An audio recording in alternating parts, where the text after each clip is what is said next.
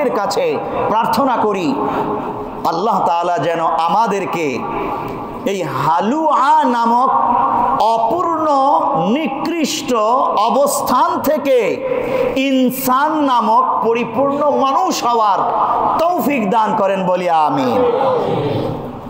এবার আসুন, এই নিকৃষ্ট মানুষ অপূর্ণ মানুষ থেকে পরিপূর্ণ মানুষ উৎকৃষ্ট মানুষ হওয়ার উপাদান কি? আল্লাহ রাব্বুল আলামিন মোট 9টি উপাদানের কথা বলেছেন। 1 নম্বর, ইল্লাল মুসাল্লিন আল্লাযীনা হুম আলা সালাতিহিম দাঈমুন। ইল্লাল মুসাল্লিন, ওই সকল ব্যক্তিরাই পরিপূর্ণ মানুষ, ওই সকল ব্যক্তিরাই অস্থির চিত্ততা থেকে মুক্তি লাভ করে, ওই সকল ব্যক্তি পরিপূর্ণ মানুষ হতে পারে আল মুসাল্লিন, যারা মুসল্লি হয়েছে।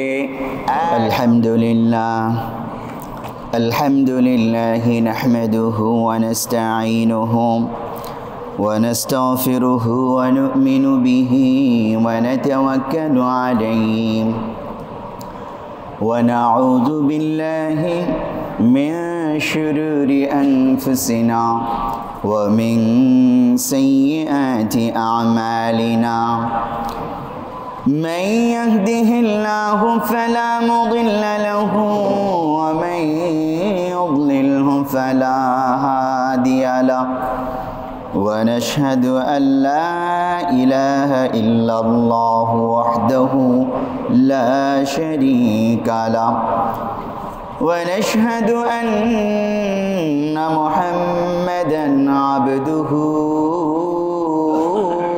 ورسوله أما بعد فأعوذ بالله من الشيطان الرجيم بسم الله الرحمن الرحيم إن الإنسان خلق هلوعا إذا مسه الشر جزوعا وإذا مسه الخير منوعا إلا المصلين الذين هم على صلاتهم دائمون والذين في أموالهم حق معلوم للسائل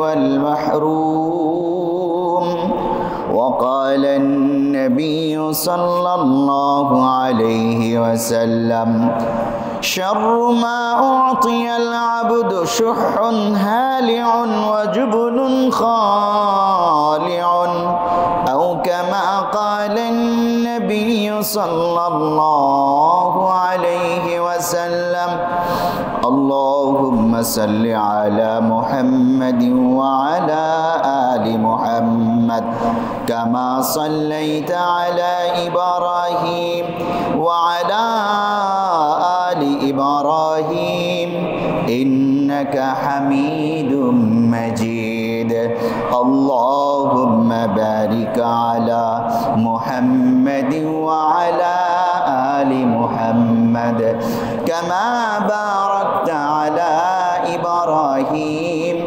وعلى آل إبراهيم إنك حميد مجيد الحمد لله محترم হাজিরিন সম্মানিত এলাকাবাসী আল্লাহ পাকের দরবারে অগণিত অসংখ্য শুকরিয়া রব্বে করিম দয়া করে মেহেরবানি করে আমাদেরকে পবিত্র সফর মাসের পহেলা জুমায় বাইতুল মুনাব্বর জামে মসজিদে উপস্থিত হওয়ার তৌফিক দান করেছেন এজন্য অন্তর থেকে শুকরিয়া তান বলি আলহামদুলিল্লাহ।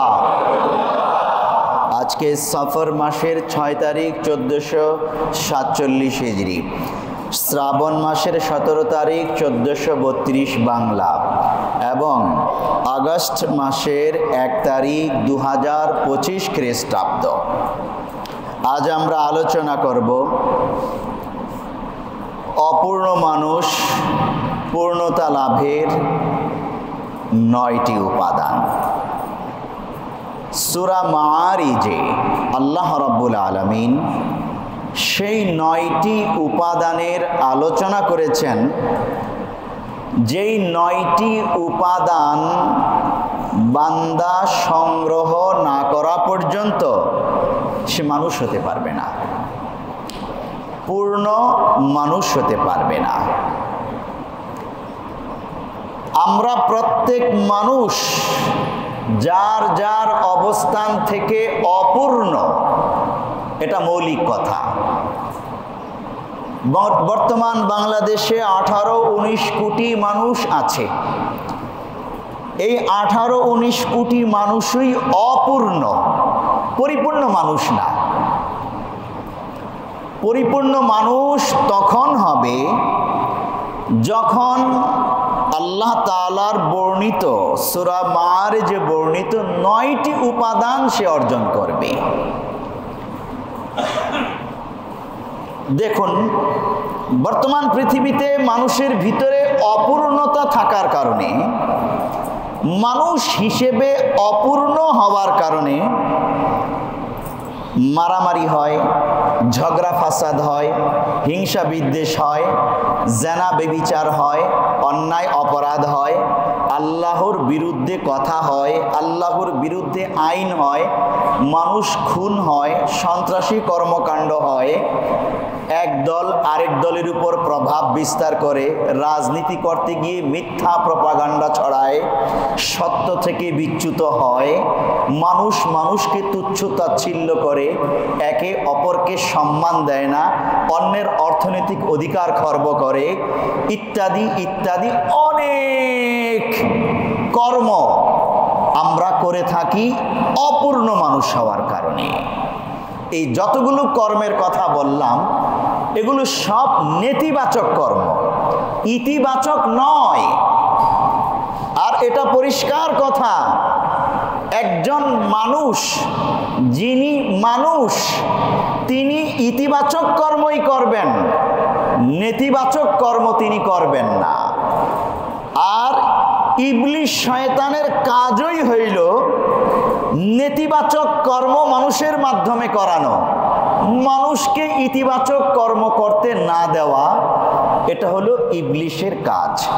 ইবলিশ প্রতিজ্ঞা করেছে মহান রবের সাথে, আয় আল্লাহ, লাউগবিয়ান্নাহুম আজমাইন, লাউগবিয়ান্নাহুম আজমাইন, আমি তোমার সকল বান্দাকে গোমরাহির মধ্যে নিপতিত করেই ছাড়ব।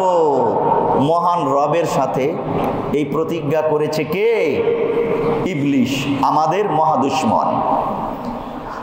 আর আল্লাহ তাআলাও জবাব দিয়েছেন যে না, তুই আমার বান্দা যারা, প্রকৃত বান্দা যারা সালেহীন, তাদেরকে তুই পারবি না। খোদ ইবলিশও স্বীকার করলো, ইল্লা ইবাদাকাস সালিহিন, হ্যাঁ আয় আল্লাহ, ইল্লা ইবাদাকাস সালিহিন, তোমার সৎ কর্মশীল বান্দা যারা, তাদেরকে দিয়ে আমি অন্যায় কাজ করাতে পারবো না। এই ইবাদাকাস সালিহিনদের অপর নাম হলো মানুষ।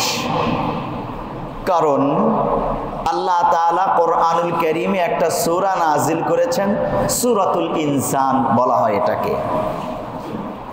আবার সূরা ৩, ওয়াত-তিনি ওয়াজ-যাইতুন ওয়া তুরি সিনিনা ওয়া হাযাল বালাদিল আমিন লাকাদ খালাকনাল ইনসানা ফি আহসানি তাকওয়িম। চারটা গুরুত্বপূর্ণ বস্তুর কসম করার পর আল্লাহ তাআলা বলছেন, লাকাদ খালাকনাল ইনসানা ফি আহসানি তাকওয়িম, অবশ্যই অবশ্যই আমি মানুষকে সবচেয়ে সুন্দর করে, সবচেয়ে শ্রেষ্ঠ করে, সবচেয়ে শ্রেষ্ঠ গুণাগুণ দিয়ে সৃষ্টি করেছি। আবার পরের আয়াতেই বলছেন, সুম্মা রাদাদনাহু আসফালা সাফিলিন,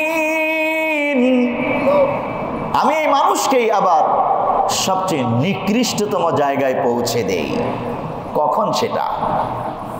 যখন মানুষ তার মনুষ্যত্ববোধ হারিয়ে অপূর্ণ হয়ে যায়, অমানুষ হয়ে যায়, তখন এই প্রাথমিক কথাগুলো বুঝার পর আমরা সূরা মাআরিজের সেই নির্দিষ্ট আয়াত 19 নম্বর আয়াত থেকে 35 নম্বর আয়াতের সংক্ষিপ্ত তাফসীর শুনব, যেখানে পূর্ণাঙ্গ মানুষ হওয়ার উপাদানগুলো আল্লাহ তাআলা বর্ণনা করেছেন। মহান আল্লাহ তাআলা বলছেন, ইন্নাল ইনসানা খুলিকা হালুআ ইযা মাসসাহুশ শাররু জাযুআ ওয়া ইযা মাসসাহুল খায়রু মানুআ। আল্লাহ রাব্বুল আলামিন বলছেন, ইন্নাল ইনসান, নিশ্চয়ই মানুষ, খুলিকা হালুআ, অস্থির চিত্ত করে তাকে সৃষ্টি করা হয়েছে। খুলিকা, সৃষ্টি করা হয়েছে মানুষকে, হালুআ, অস্থির চিত্ত করে। ইযা মাসসাহুশ শাররু জাযুআ, যখন তাকে কোনো কষ্ট অনিষ্ট গ্রাস করে, স্পর্শ করে, জাযুআ, তখন সে ভীত বিহ্বল হয়ে যায়, দুর্বল চিত্ত হয়ে যায়। ওয়াইদা মাসসাহুল খায়রু মানুআ, আর যখন কোনো কল্যাণ তাকে স্পর্শ করে, কোনো সৌভাগ্য তাকে স্পর্শ করে, কোনো ভালো পজিশনে সে পৌঁছে যায়, মানুআ, তখন সে মহাকৃপণ হয়ে যায়, যার যতটুকুন অধিকার সে তখন দিতে চায় না। জিজ্ঞাসা, খুলিকা হালুআ, মানুষকে সৃষ্টি করা হয়েছে হালুয়া করে। আরবি শব্দ হালুআ, বাংলা শব্দ না, কিন্তু বাংলা হালুয়া তো মানুষে খায়, কিন্তু এটা খাওয়া যায় না। এটা হলো মানুষের স্বভাব, বৈশিষ্ট্য, চরিত্র অপূর্ণ মানুষের।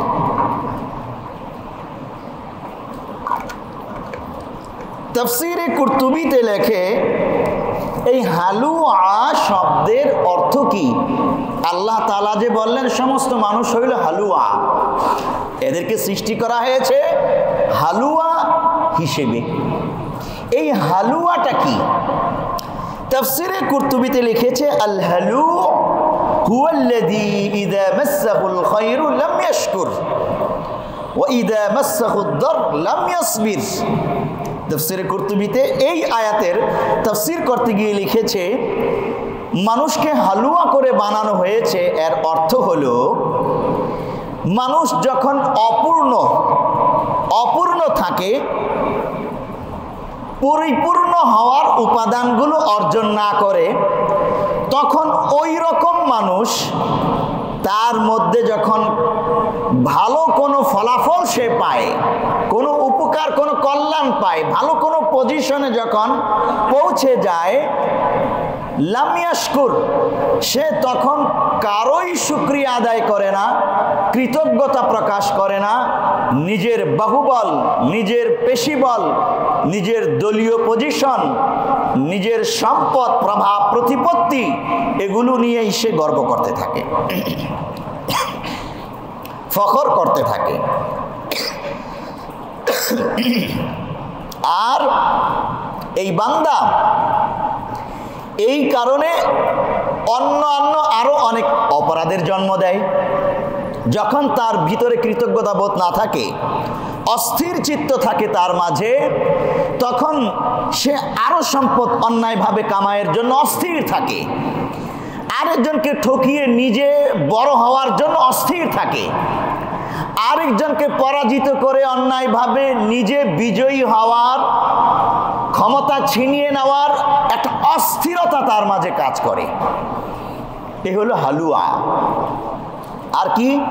ওয়াইদা মাসসাহুদ দার লাম ইয়াসবির, আর যখন তার মাঝে কোনো পরাজয়, কোনো অনিষ্ট, কোনো কষ্ট তাকে পেয়ে বসে, লাম ইয়াসবির, তখন সে ধৈর্য ধারণ করে না, আল্লাহর উপর তাওয়াক্কুল রাখে না, বরং সে নিরাশ হয়ে যায়, হতোদ্যম হয়ে যায়, নৈরাশ্য তার মাঝে ছেয়ে বসে, আর ভীতি, কাপুরুষতা, কৃপণতা তাকে পেয়ে বসে।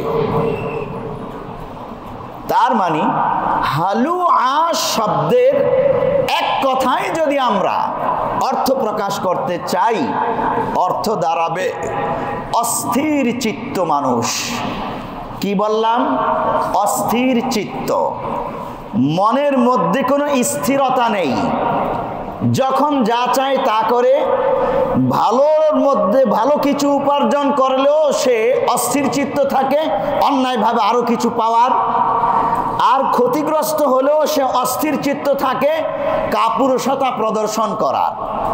এভাবে হালুআ শব্দের এক কথায় আমরা অর্থ করতে পারি অস্থির চিত্ত মানুষ, যার মাঝে কোনো স্থিরতা নেই, সত্যের উপর অটল অবিচলতা নেই, আল্লাহর উপর তাওয়াক্কুল নেই, নিরাশা, হতাশা, কাপুরুষতা কিংবা লোভ, লালসা, এর প্রতিযোগিতা, এগুলোই তার ভিতরে প্রবল থাকে। আমরা বুঝতে পেরেছি? আল্লাহ তাআলা বলছেন এইরকম স্বভাব যার মাঝে আছে সে পূর্ণ মানুষ না, সে অপূর্ণ মানুষ। হতে পারে সে বড় কোনো রাজনৈতিক লিডার, কোনো দলের প্রতিষ্ঠাতা অথবা সভাপতি, হতে পারে সে রাষ্ট্রের প্রধানমন্ত্রী, প্রেসিডেন্ট কিংবা এমপি, হতে পারে সে বড় শিল্পপতি, হতে পারে সে বড় প্রতিষ্ঠানের কর্তা ব্যক্তি। যেই হোক না কেন, যত বড় পরিচয় দুনিয়াতে তার থাকুক না কেন, সে আমেরিকার প্রতাপশালী প্রেসিডেন্ট হয়ে যাক না কেন, কিন্তু তার মাঝে যদি হালুআ থাকে, এই ব্যক্তি অসম্পূর্ণ মানুষ, সে পূর্ণ মানুষ নয়। আল্লাহ তাআলার এই বর্ণনা অনুযায়ী সূরা মাআরিজ আয়াত নম্বর 19, 20, 21, এই আয়াত অনুযায়ী আমরা যদি বর্তমান পৃথিবীতে তথ্য তালাশ করি, পৃথিবীর কথা বাদ দিলাম, বাংলাদেশের চিত্রই যদি সামনে আনি, এখন সমগ্র বাংলাদেশ তাকিয়ে আছে একটি নির্বাচনের দিকে। হয়তো ফেব্রুয়ারিতে নির্বাচন হতে পারে, সমস্ত মানুষ একটি নির্বাচনের দিকে তাকিয়ে আছে। বাংলাদেশের সমস্ত রাজনৈতিক দলগুলো নির্বাচনের প্রস্তুতি নিচ্ছে এবং সরকারের সাথে একের পর এক বৈঠক করতেছে, ঐকমত্য কমিশনের সাথে একের পর এক বৈঠক করতেছে, বিভিন্ন পয়েন্টে আলোচনার মাধ্যমে সংস্কার করে ঐকমত্য পোষণ করে একটা বন্দোবস্ত তৈরি করার একের পর এক বৈঠক তারা করেছে, অসংখ্য বৈঠক করেছে।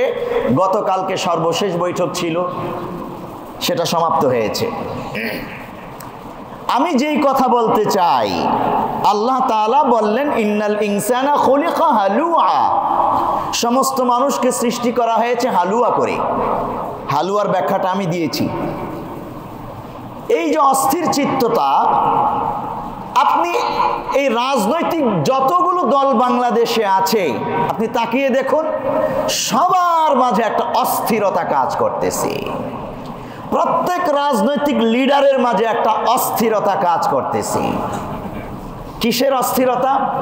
নিজে বিজয়ী হওয়ার অস্থিরতা, অন্যকে ঠকিয়ে নিজে জিতে যাওয়ার অস্থিরতা, নিজের আদর্শ অন্যের আদর্শকে জলাঞ্জলি দিয়ে দাবিয়ে রেখে নিজের আদর্শ প্রতিষ্ঠার অস্থিরতা, এমনকি প্রয়োজনে অন্যের উপর মিথ্যা প্রোপাগান্ডা ছড়িয়ে, কথার বান ছড়িয়ে নিজে জয়ী হয়ে যাওয়ার অস্থিরতা কাজ করতেছে। এর মধ্যে আবার ডাকসু নির্বাচনের তফসিল ঘোষণা হয়েছে। ঢাকা বিশ্ববিদ্যালয়ে যে ডাকসু নির্বাচন হয়, এটা তো খুব গুরুত্বপূর্ণ নির্বাচন শিক্ষাঙ্গনের জন্য বাংলাদেশের। এটা ঘোষণা হয়েছে। তো ছাত্র দলগুলোর মাঝে আবার অস্থিরতা কাজ করতেছে। এক পক্ষ আরেক পক্ষকে বিভিন্ন দোষ টেনে এনে ঘায়েল করার একটা প্রতিযোগিতায় নেমেছে। আমি যেই কথা বলছি মানে বলতে চাই, একজন মানুষ যিনি পরিপূর্ণ মানুষ, তিনি যেখানেই থাকুন না কেন, তিনি দলের কর্মী হোক, দলের প্রধান হোক, কোনো ইউনিভার্সিটির ছাত্র হোক, শিক্ষক হোক, যেখানেই যেই পজিশনেই তিনি থাকুন না কেন, কখনোই সে হালুয়া হবে না। সোজা কথা, অস্থির চিত্ত হবে না, অন্যকে ঠকিয়ে নিজে জিতে যাওয়ার মানসিকতা লালন করবে না, বরং সে বলবে, চাইবে ন্যায্য অধিকার। আমার যতটুকুন হক আছে, আমার হক অধিকার আমি বৈধ পন্থায় অর্জন করব। আরেকজনের হক যতটুকুন আছে, তার হক আমি পরিপূর্ণভাবেই আদায় করব, দিব। তার সম্মান পরিপূর্ণ রক্ষা করব। তার যোগ্যতা যতটুকুন আছে, তার যোগ্যতা অনুযায়ী তাকে অবশ্যই মূল্যায়ন করব। আমি অযোগ্য হলে কখনোই যোগ্য মানুষকে হটিয়ে তার জায়গা দখল করতে যাব না। এটা হলো একজন মানুষের বৈশিষ্ট্য। আপনি বুঝে থাকলে বলুন, বর্তমান বাংলাদেশে মানুষ হওয়ার প্রতিযোগিতা আছে নাকি হালুয়া হওয়ার প্রতিযোগিতা আছে? সবাই হালুয়া হওয়ার প্রতিযোগিতায় লিপ্ত, ব্যস্ত। মানুষ হওয়ার প্রতিযোগিতায় আমরা নেই। ও ভাই, এই রাজনীতি দিয়ে কি লাভ? এই এত ঐকমত্য কমিশনের বৈঠকে অংশগ্রহণ করে কি লাভ? গতকালকেই দেখলাম বড় একজন ছাত্র লিডার, যুবকদের লিডার, অন্য আরেক ছাত্র লিডারের প্রতি অন্যায়ভাবে কিছু দোষারোপ করে বসলো। আবার আরেক রাজনৈতিক দলের এক গুরুত্বপূর্ণ ব্যক্তিকে বলতে শুনলাম আরেক ব্যক্তির ব্যাপারে ভয়ঙ্কর অভিযোগ আর দোষারোপের কথা, যেগুলো তার মাঝে নাই। আমি নাম বলছি না। এই যে একটা অসুস্থ মানসিকতা আমাদের মাঝে বিরাজ করছে, আল্লাহ রাব্বুল আলামিন আমাদের সকলকে স্মরণ করিয়ে দিচ্ছেন এই আয়াতে, সূরা মাআরিজের 19 নম্বর আয়াতে, ইন্নাল ইনসানা খুলিকা হালুআ, সমস্ত মানুষ তারা সৃষ্টি হয়েছে জন্মগতভাবে হালুয়া হিসেবে। অস্থির চিত্ত সবার মাঝে বিদ্যমান রয়েছে। এরা পূর্ণ মানুষ নয়, অপূর্ণ মানুষ। ইদা মাসসাহুশ শাররু জাযুআ ওয়া ইদা মাসসাহুল খায়রু মানুআ। মানুআ শব্দের অর্থ কি? হুয়াল্লাযী ইদা আসাবাল মাল মানাআ মিনহু হাক্কাল্লাহি ওয়া হাক্কাল ইবাদ। তাফসীরে কুরতুবীতে এই আয়াতের তাফসীর করতে গিয়ে লিখছে মানু অর্থ কি? মানে যেই ব্যক্তি হালুয়া, ওই ব্যক্তির ভিতরে জাযুআ এবং মানুআ এই দুইটা গুণও থাকে। দুটাই খারাপ, ভালো না। মানুআ অর্থ বলেছেন যখন তার কাছে সম্পদ পৌঁছে। ইদা আসাবাল মাল, যখন ব্যক্তির কাছে সম্পদ পৌঁছে, কোন সম্পদ সে উপার্জন করে, সেই উপার্জনটা বৈধভাবেও হতে পারে, অবৈধভাবেও হতে পারে। যেটা অবৈধভাবে পুরাটাই তো বাতিল। আল্লাহ তাআলা এখানে বৈধ সম্পত্তির কথা বলছেন।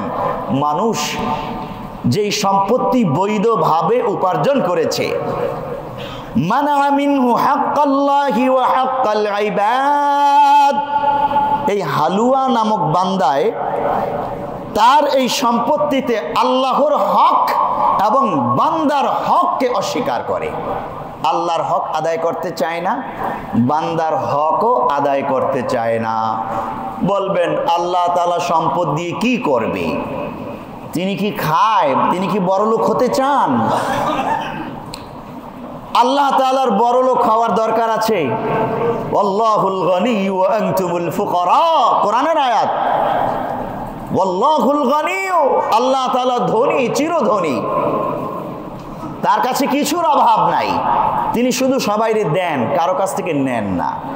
ওয়া আনতুমুল ফুকারা, আর তোমরা সবাই হলো গরিব দরিদ্র। আসলেই তো পৃথিবীতে আমরা পরিচয় দেই অমুকে এত কোটি টাকার মালিক, অমুকে বড় লোক, আর অমুকে গরিব দরিদ্র বলি না আমরা। কিন্তু কোরআনের ভাষায় এই বক্তব্যটা সঠিক না।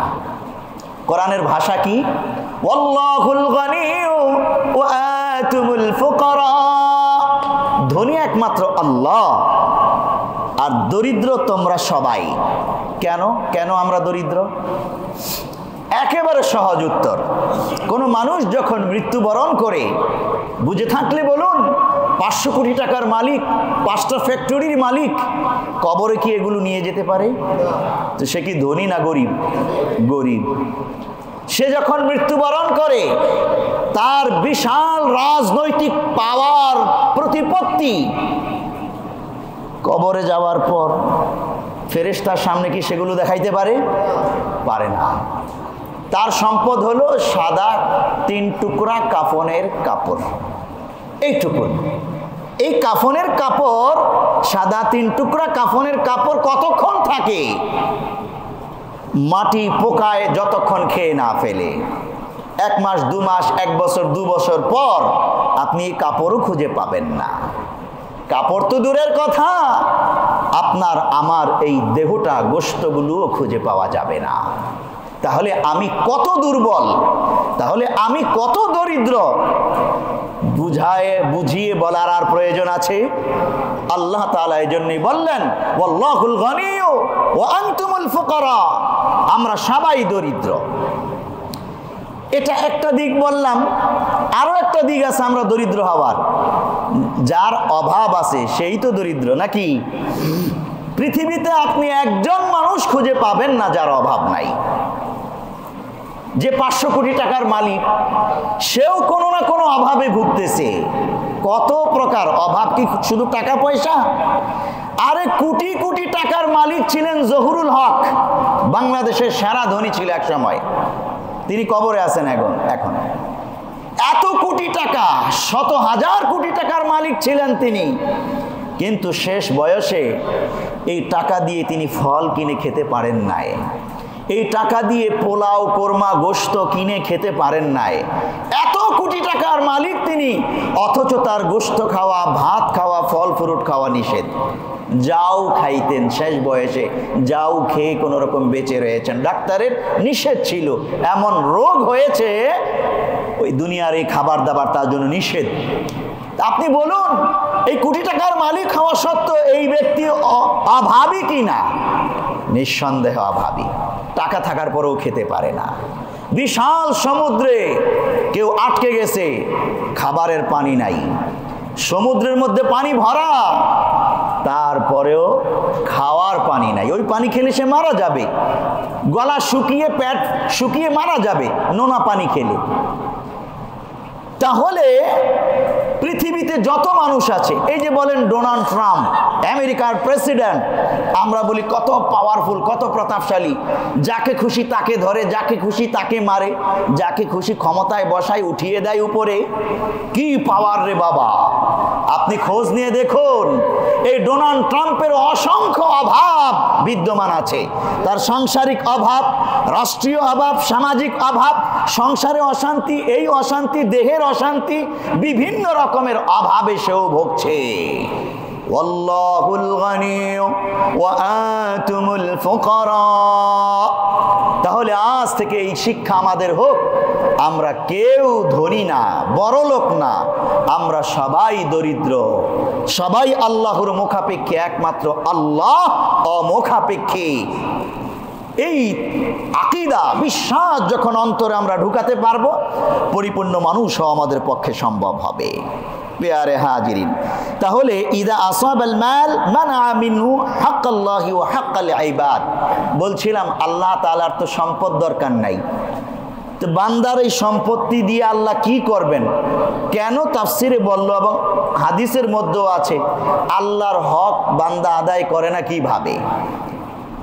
যাকাত দেয় না বান্দায়, দান সদকা করে না, এই টাকা দিয়ে, সম্পদ দিয়ে ইসলাম বিজয়ের ক্ষেত্রে ভূমিকা রাখে না।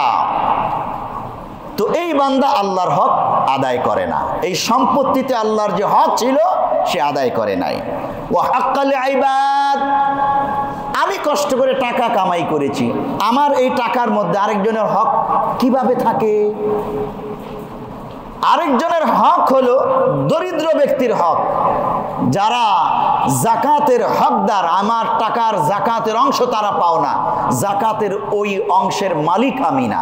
আমার টোটাল সম্পত্তির 40 ভাগের 1 ভাগ বছরে একবার দরিদ্ররা পাও না, ওই 40 ভাগের 1 ভাগের মালিক আমি না। কিন্তু আমি যখন এটা আমার বলে ভোগ করি, তো আমি বান্দার হক আমার সম্পত্তিতে নষ্ট করি। আরো আছে, শুধু জাকাতের ব্যাপারে না, আপনি বাবা, আপনি স্বামী, তো বাবা হিসেবে সন্তানের হক আদায় করবেন এই সম্পদ দিয়ে, আপনি স্বামী হিসেবে স্ত্রীর হক আদায় করবেন এই সম্পদ দিয়ে, আপনি সন্তান হিসেবে মা বাবার হক, আত্মীয় স্বজনের হক আদায় করবেন আপনার নিজের কামাই করা বৈধ টাকা দিয়ে। বলবেন কামাই করলাম আমি, আর এটার হক হয়ে গেল আমার আত্মীয় স্বজন, মা বাবা, স্ত্রী, সন্তান। হ্যাঁ, এটাই তো নিয়ম। কেন? আপনাকে কি হক আদায় করে নাই আপনার মা বাবা? সম্পত্তি খরচ করে আপনার পিছনে করেছে। তো আপনার সন্তান ভবিষ্যতে আপনার জন্য হক আদায় করবে, এটা কি আপনি চান না? আমরা হলাম বোকা। বোকা হওয়ার কারণে আমরা বুঝি না, মনে করি সব সম্পদ আমার, সব আমার, আমি 500 কোটি টাকা কামাই করেছি, সব আমার। না, সব আমার না, এ সব হলো আল্লাহর। আল্লাহ তাআলা আমাকে দিয়েছেন যথাযথ হক আদায় করার জন্যে। তাহলে দেখুন কত চমৎকার কথা আল্লাহ তাআলা বয়ান করেছেন। রাসূলুল্লাহ সাল্লাল্লাহু আলাইহি ওয়াসাল্লাম হাদিসে বলেন, শাররু মা উতিয়াল আবদু শুহুন হালিউন ওয়া জুবনুন খালিউন। মুসনাদে আহমদ হাদিস নম্বর 8010 এবং সুনানে আবু দাউদ হাদিস নম্বর 2511। এই হাদিসে আল্লাহর নবী হালুয়া নামক মানুষদের ব্যাপারে বলছেন, শাররু মা উতিয়াল আবদু, মানুষকে যত কিছু দেওয়া হয়েছে নিকৃষ্ট বস্তুর মধ্যে একটি হলো শুহুন হালিউন। এই যে হালুয়া থেকে হালিউন, শুহুন হালিউন ওয়া জুবনুন খালিউন, প্রচন্ড কৃপণতা, অস্থিরতা। মানে কৃপণ কেন হয় মানুষ? আরেকজনকে দিতে গেলে না না আমার সম্পদ কমে যাবে, কেন দিব? সে অস্থিরতা প্রদর্শন করে, এটাকে আঁকড়ে ধরে থাকার জন্য বন্দোবস্ত করে সব। আরেকজনকে দিতে চায় না, ঠকায়, আরেকজনের অধিকার দেয় না। ওয়াজুবুনুন খালিউন, আর যখন বিপদগ্রস্ত হয়ে যায়, সম্পদ ফুরিয়ে যায়, ধ্বংস হয়ে যায়, কমে যায়, যখন পরাজিত হয়ে যায়, তো তখন সে জুবনুন খালিউন, একেবারে নিম্নতমের কাপুরুষতা প্রদর্শন করে। আল্লাহ তাআলা অস্থির চিত্ততা ভালোবাসেন না, কৃপণতাকে ভালোবাসেন না, কাপুরুষতাকে ভালোবাসেন না। আল্লাহ রাব্বুল আলামিন বান্দার হক নষ্ট করে বিজয়ী হয়ে যাওয়ার মানসিকতাকে ভালোবাসেন না। এই জন্য পেয়ারা নবী সাল্লাল্লাহু আলাইহি ওয়াসাল্লাম এটাকে নিকৃষ্ট বৈশিষ্ট্য বলে আখ্যায়িত করেছেন। আমরা মহান রবের কাছে প্রার্থনা করি আল্লাহ তাআলা যেন আমাদেরকে এই হালুয়া নামক অপূর্ণ নিকৃষ্ট অবস্থান থেকে ইনসান নামক পরিপূর্ণ মানুষ হওয়ার তৌফিক দান করেন বলি আমিন। এবার আসুন, এই নিকৃষ্ট মানুষ, অপূর্ণ মানুষ থেকে পরিপূর্ণ মানুষ, উৎকৃষ্ট মানুষ হওয়ার উপাদান কি? আল্লাহ রাব্বুল আলামিন মোট 9টি উপাদানের কথা বলেছেন। 1 নম্বর, ইল্লাল মুসাল্লিন আল্লাযীনা হুম আলা সালাতিহিম দাঈমুন। ইল্লাল মুসাল্লিন, ওই সকল ব্যক্তিরাই পরিপূর্ণ মানুষ, ওই সকল ব্যক্তিরাই অস্থির চিত্ততা থেকে মুক্তি লাভ করে। ওই সকল ব্যক্তি পরিপূর্ণ মানুষ হতে পারে আল মুসাল্লিন, যারা মুসল্লি হয়েছে। এক নম্বর বৈশিষ্ট্য, এক নম্বর উপাদান, মুসল্লি হওয়া লাগবে। আল্লাযীনা হুম আলা সালাতিহিম দাঈমুন, যেই মুসল্লিরা সর্বদা নামাজ প্রতিষ্ঠায় নিয়োজিত থাকে, কখনো সে নামাজ ত্যাগ করে না, কখনো সে নামাজের ধারাবাহিকতা নষ্ট করে না। জিজ্ঞাসা, মুসল্লি কারা? এক কথায় উত্তর, আল্লাহর পক্ষ থেকে আদিষ্ট হয়ে 5 ওয়াক্ত নামাজে আল্লাহর দরবারে যেই বান্দা সিজদায় লুটিয়ে পড়ে, মহান রবকে সর্বশক্তিমান জেনে আল্লাহর দরবারে সিজদায় লুটিয়ে পড়ে, যে অবস্থাতেই থাকুক না কেন ওই অবস্থাতেই সে আল্লাহর হক আদায় করে সিজদায় লুটিয়ে পড়ে, ওই ব্যক্তি হলো মুসল্লি। সাহাবায়ে কেরাম থেকে দৃষ্টান্ত দেখুন, লড়াইয়ের ময়দানে, যুদ্ধের ময়দানে যখন আযান হয়েছে, সাহাবায়ে কেরাম ওই যুদ্ধের ময়দানে নামাজে দাঁড়িয়ে গেছে। একদল সাহাবী নামাজ পড়েছে, আরেক দল সাহাবী লড়াইরত অবস্থায় রয়েছে। আগিয়া আইনে লড়াই মে अगर वक्त नमाज, আগিয়া আইনে লড়াই মে अगर वक्त नमाज, क़िबला रूहों के ज़मीं बसे हुई कौम हिजाज, যুদ্ধরত এমন সময় হলে তাদের ওয়াক্ত নামাজ, কিবলামুখী সিজদা করে ধন্য কত কওমে হিজাজ। পরিপূর্ণ মানুষের চিত্র সাহাবায়ে কেরাম দেখিয়ে গেছেন। আমরা তো বলি যে এই সমস্যা, এই ব্যস্ততা, এই অসুস্থতা, এখন নামাজ পড়ার টাইম নাই, বলি না? আল্লাহ তাআলা এখানে দাঈমুন শব্দ ব্যবহার করেছেন।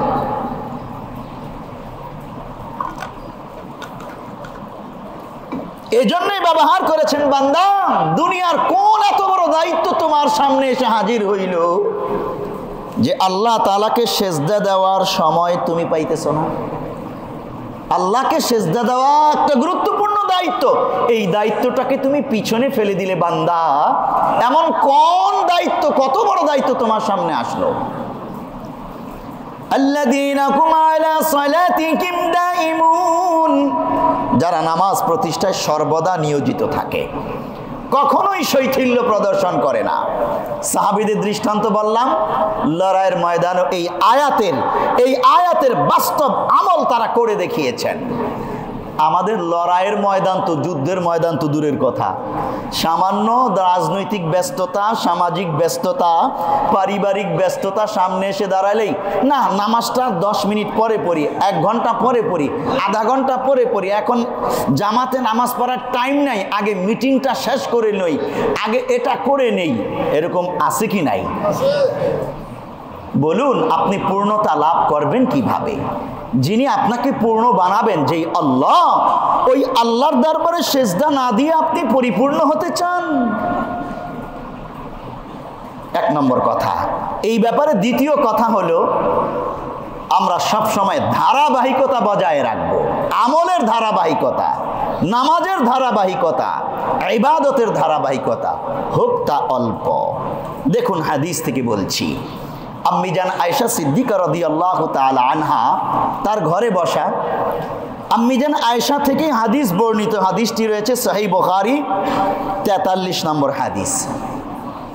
عن عائشة رضي الله عنها قالت أن النبي صلى الله عليه وسلم دخل عليها وعندها امرأة। আয়েশা সিদ্দিকা রাদিয়াল্লাহু তাআলা আনহা বলছেন, নবী করিম সাল্লাল্লাহু আলাইহি ওয়াসাল্লাম তার ঘরে প্রবেশ করলেন। ওই সময় একজন মহিলা আয়েশা রাদিয়াল্লাহু তাআলা আনহার কাছে বসা। ক্বালা মান হাদিহি, আয়েশাকে জিজ্ঞেস করলেন রাসূল, কে এই মহিলা? ক্বালাত ফুলানাতুন, আয়েশা সিদ্দিকা বললেন অমুক মহিলা, অন্য কিতাবে আছে ওই মহিলার নাম হাওলা বিনতে তুয়াইত, মহিলার নাম বললেন এবং পাশাপাশি এটা বললেন তাযকুরু মিন সালাতিহা, এই মহিলা এত এত নামাজ পড়ে, এত পরিমাণ বেশি পরিমাণ নামাজ পড়ে, সেই নামাজের আলোচনা সে করছিল।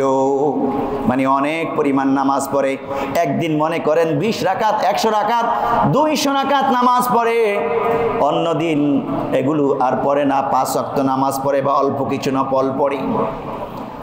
আম্মি জান আয়েশা সিদ্দিকা এটাই বুঝাইতে চাইছিলেন, এই মহিলা এত এত এত এত নামাজ পড়ে, সে আলোচনা করছিলেন।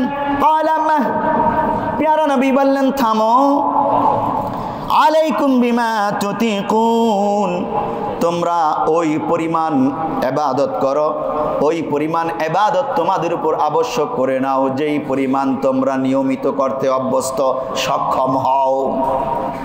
ফাওয়াল্লাহ, ওই আল্লাহর কসম, লা ইয়ামাল্লুল্লাহু হাত্তা তামাল্লু, আল্লাহ তাআলা ততক্ষণ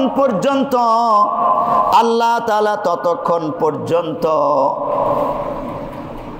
অস্থির হন না যতক্ষণ না বান্দা অস্থির হয়। আল্লাহ তাআলা ততক্ষণ পর্যন্ত ক্ষান্ত দেন না যতক্ষণ না বান্দা ক্ষান্ত দেয়।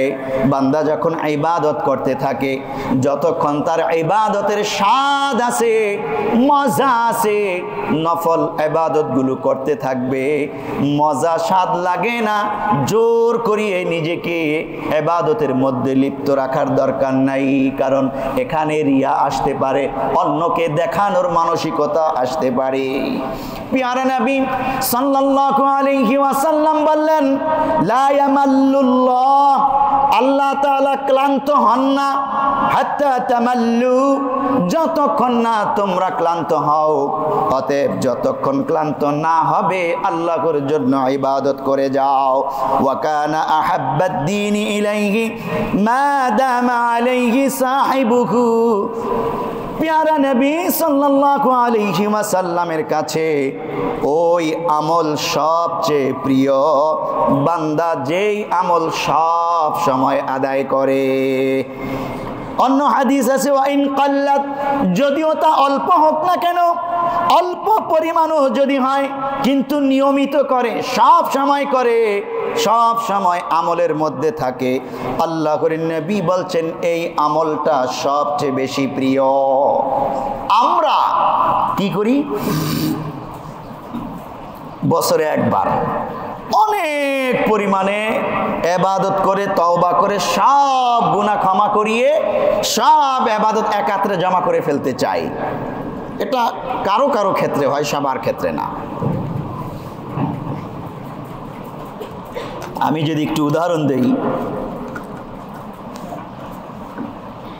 সপ্তাহে একবার জুমার নামাজ আমরা আদায় করি, অনেকে আছি না?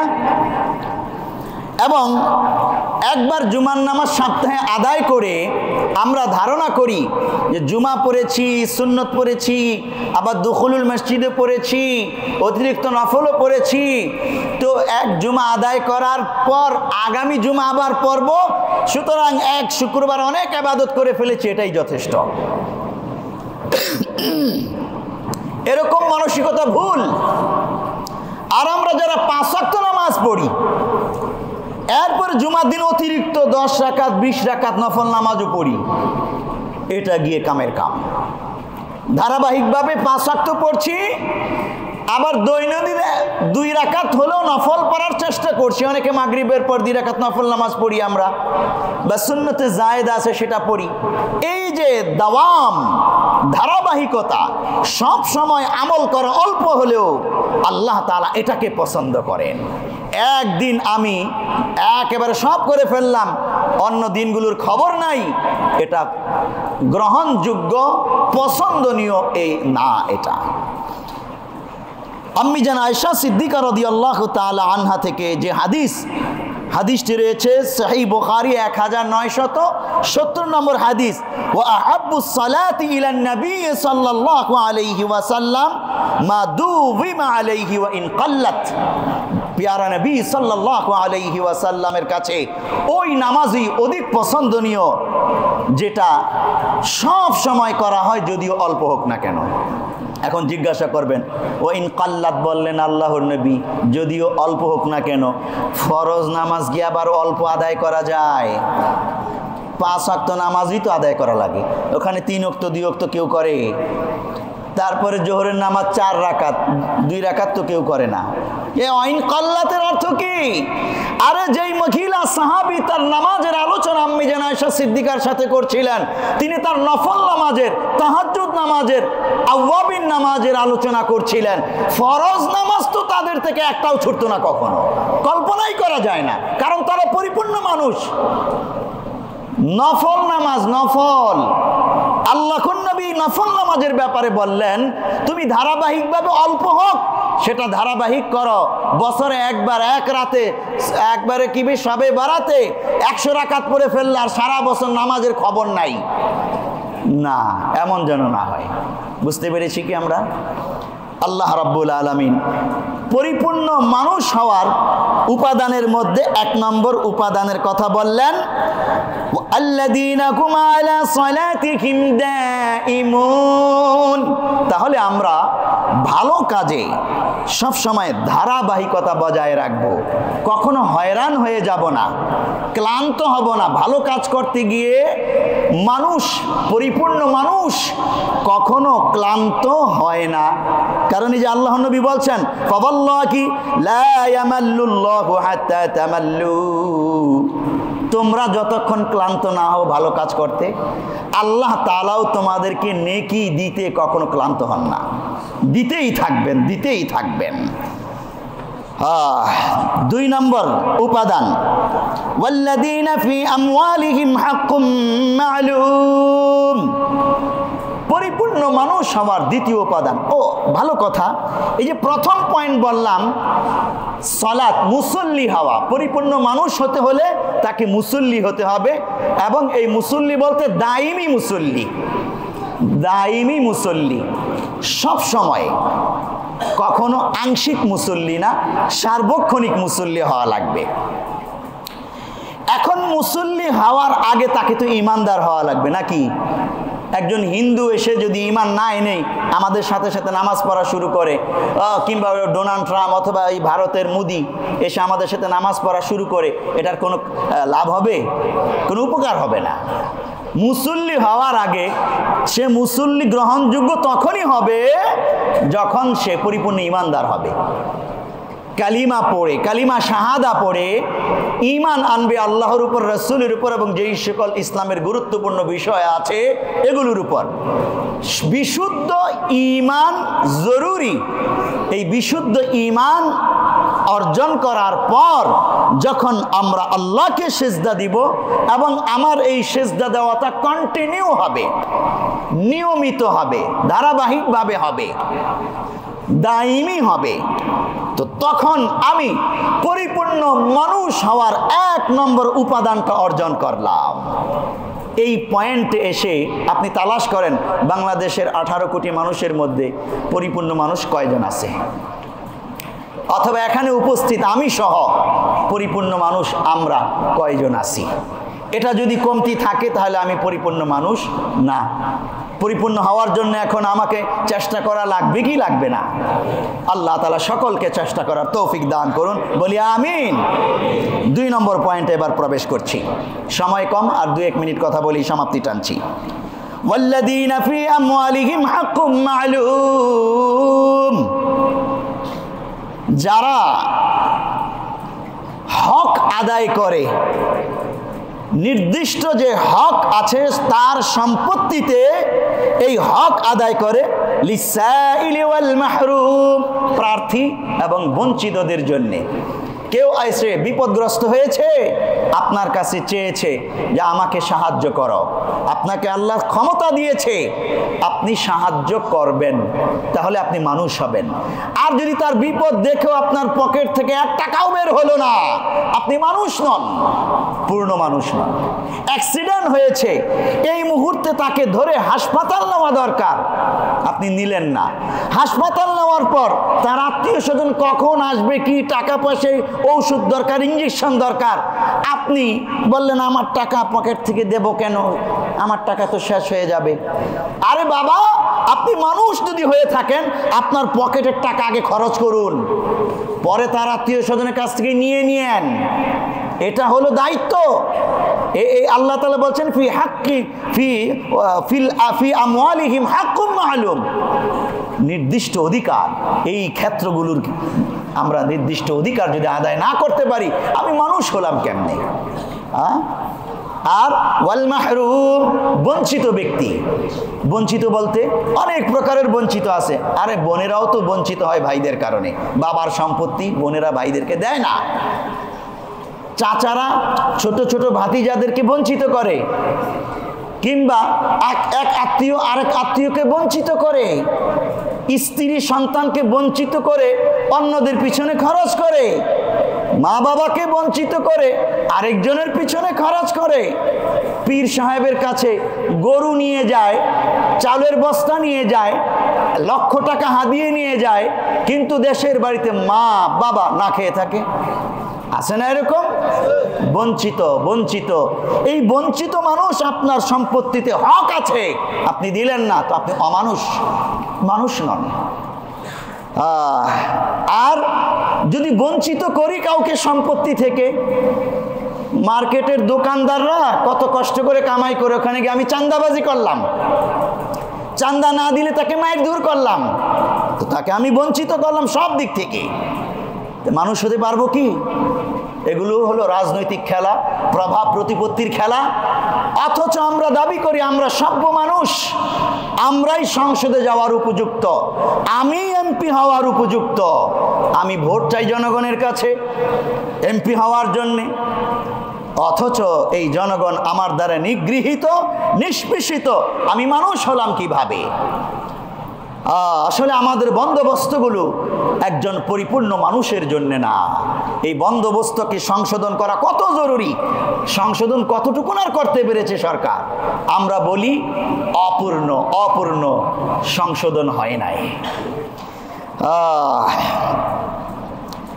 ওয়াল্লাযীনা ইউসাদ্দিকুনা বিয়াউমিদ্দিন, 3 নম্বর উপাদান, সংক্ষেপে বলছি।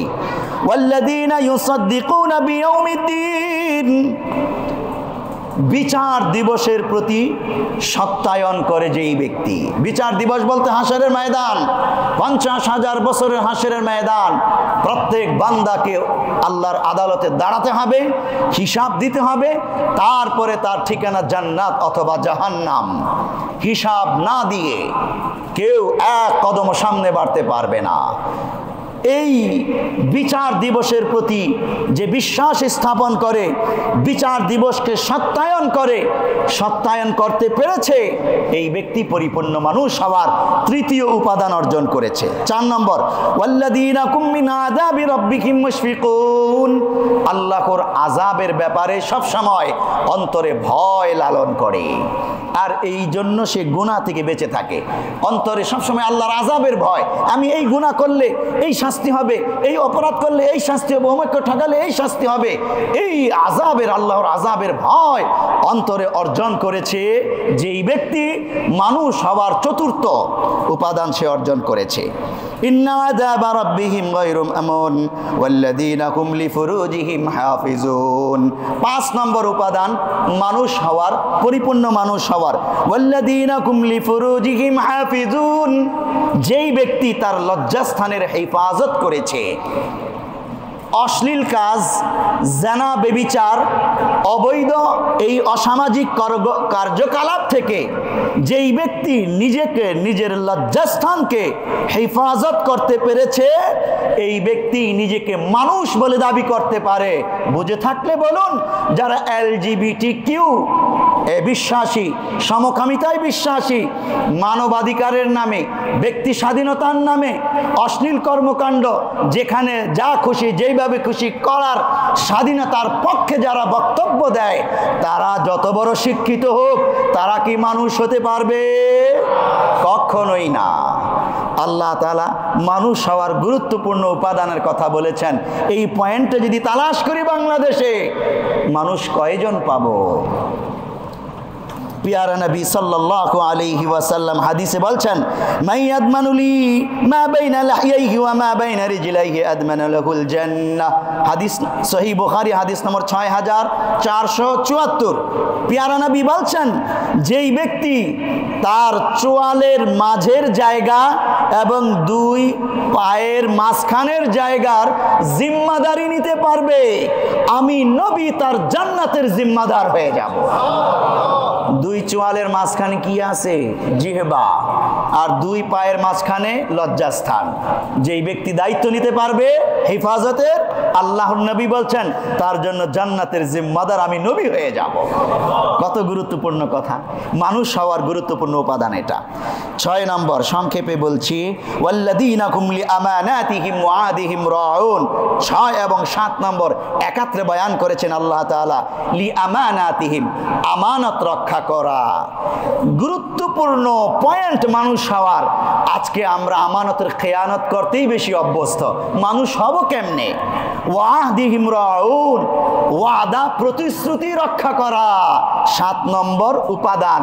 আমরা বর্তমান প্রতিশ্রুতি ভঙ্গ করার প্রতিযোগিতায় লিপ্ত। মানুষ হব কি করে এটার ব্যাপারে বিস্তারিত আলোচনা আছে, ওই দিকে আমি যাচ্ছি না।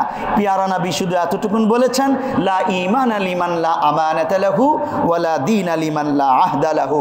ওই ব্যক্তির ঈমান নেই যেই ব্যক্তির আমানত নেই, ওই ব্যক্তির দ্বীন ধর্ম নেই যেই ব্যক্তি প্রতিশ্রুতি রক্ষা করে না। 8 নম্বর, ওয়াল্লাযীনা হুম বিশাহাদাতিহিম কাঈমুন।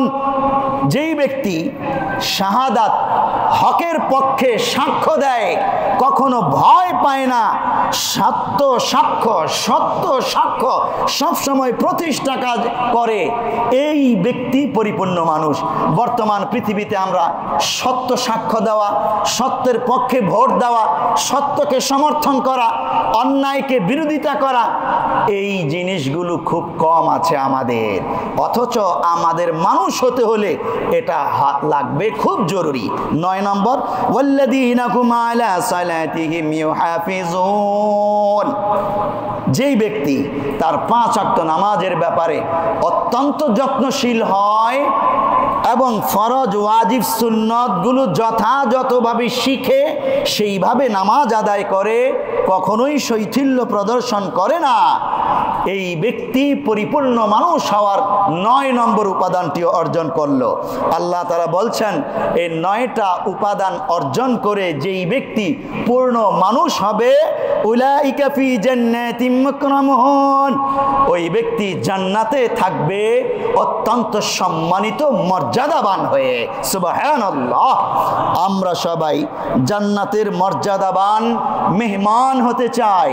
জান্নাতের মর্যাদাবান মেহমান তারাই হবে যারা পরিপূর্ণ মানুষ। আর পরিপূর্ণ মানুষ হওয়ার 9টি উপাদান আল্লাহ তাআলা বয়ান করেছেন। আমরা প্রত্যেকে এই 9টি উপাদান অর্জন করে পরিপূর্ণ মানুষ হব। আল্লাহ তাআলা তৌফিক দান করুন, আমিন। ওয়া মা আলাইনা ইল্লাল বালাগ।